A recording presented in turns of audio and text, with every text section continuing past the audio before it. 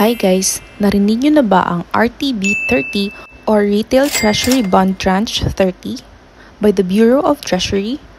Ano nga ba ito at maganda bang mag-invest dito?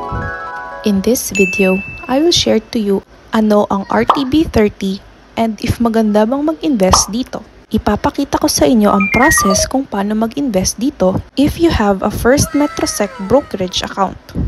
This is my first time investing in a treasury bond. So naisip ko, i-share ko ang enrollment process ko. In the future, i-share ko rin ang mga nakuha kong dividends hanggang sa matapos na ang term ng investment na ito. Ano nga ba ang RTB30 or Retail Treasury Bond Tranche 30? The Retail Treasury Bonds or RTBs is a national government's program to make government securities available to retail investors, especially individuals. Currently, on number 30th offer na ito ng RTB. That is why it's called RTB30.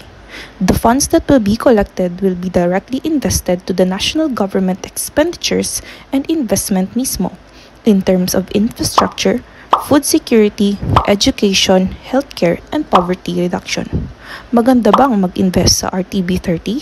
Based sa RTB Annex from the Bureau of Treasury website, ito ay designed to be low-risk and affordable savings instrument dahil ito ay direct, unconditional, and general obligations of the Republic of the Philippines.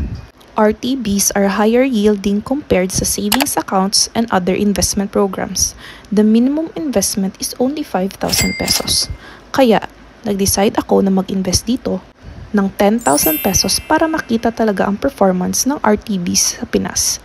Based sa opinion ko, so far okay naman ang terms. I made a table here comparing another government investment program na si MP2. Alam ko marami sa inyong familiar sa MP2 and ang iba nag-i-invest pa sa MP2. Comparing the two, ito yung mga program comparison nila.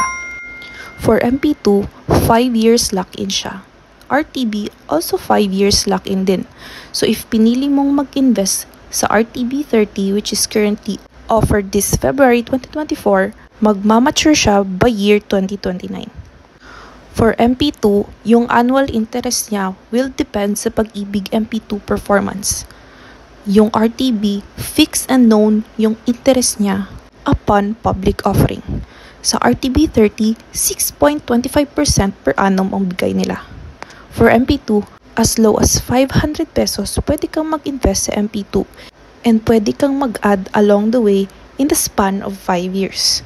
Sa RTB, as low as 5,000 pesos but you cannot add along the way sa 5 years na running ang program. So for example, 5,000 lang yung nilagay mo dun, 5,000 na siya hanggang maturity date with fixed interest na yung makukuha mo. For MP2, compounding ang interest yearly.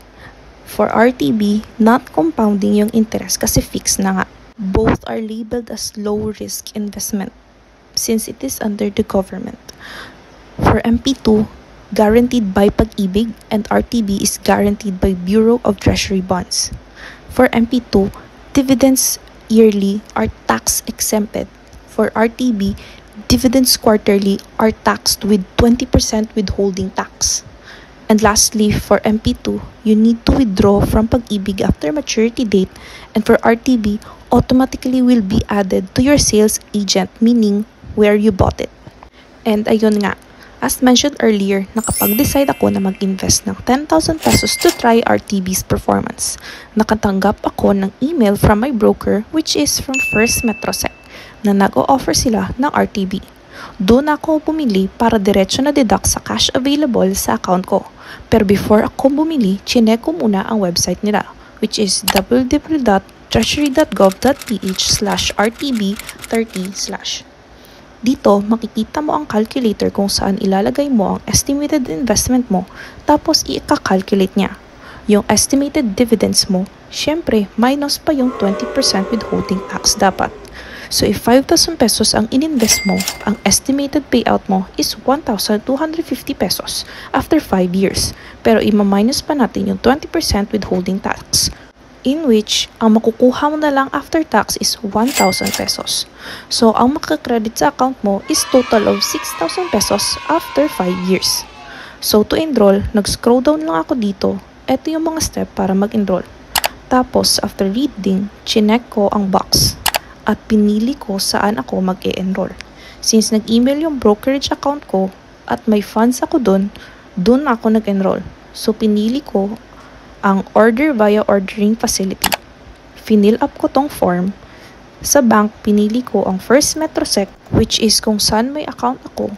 Nag-finalize ako ng investment ko, which is yun nga, 10,000 pesos, and click ko confirm.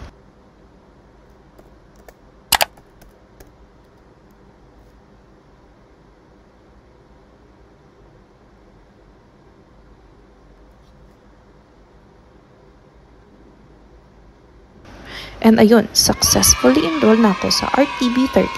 After, chinek ko ang account ko sa First Metrosec. And ngayon nga, na-minus na nga yung 10,000 pesos. And naka-receive ako ng email about sa successful payment ko sa RTB30. Hope you learned from this video. If hindi ka makapag-invest this year, next year baka meron na namang new bond offer. Just wait for the announcement sa banks mo or follow mo ang Bureau of Treasury. If you have questions, do comment down below and try kong replyan lahat. Don't forget to like and subscribe. Thank you!